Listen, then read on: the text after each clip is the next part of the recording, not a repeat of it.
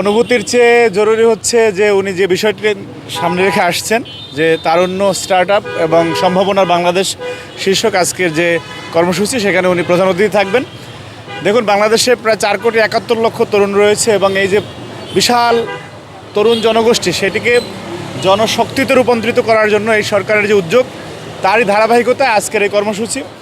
দেখুন, যে আমাদের একদম যে গতানুগতিক শিক্ষা, যে ম্যাট্রিক, ইন্টার, অনার্স, মাস্টার্স করা এবং সবাই চাকরির দিকে যে ধাবিত হওয়া, যার কারণে দেশে একটি বড় সংখ্যক বেকার জনগোষ্ঠী তৈরি হচ্ছে। স্টার্ট আপ এমন একটি আইডিয়া যে আপনি নতুন ব্যবসা, নতুন উদ্যোগ এবং নতুন উদ্ভাবনী শক্তির মাধ্যমে মনে করেন একটি ব্যবসা শুরু করলে একজন তরুণ, সেই তরুণকে রাষ্ট্র কীভাবে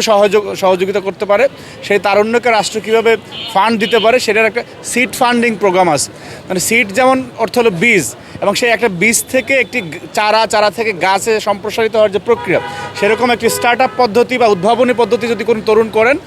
বা তারুণ্য শক্তির কেউ করে,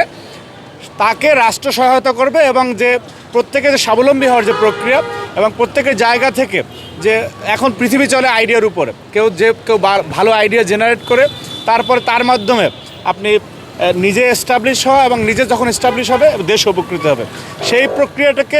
আপনার গতিশীল করার জন্য রাষ্ট্র কীভাবে বাংলাদেশের তরুণদের পাশে দাঁড়াতে পারে, তারই ধারাবাহিকতা আজকের এই কর্মসূচি। এবং আমরা অত্যন্ত আনন্দিত যে বাংলাদেশের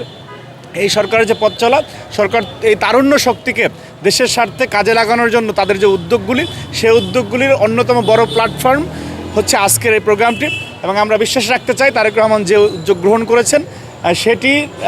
সফল করার জন্য জাতীয়তাবাদী ছাত্রদল তার মেধা, মনন এবং সৃজনশীলতার সর্বোচ্চটুকু দিয়ে পাশে থাকবে সরকার।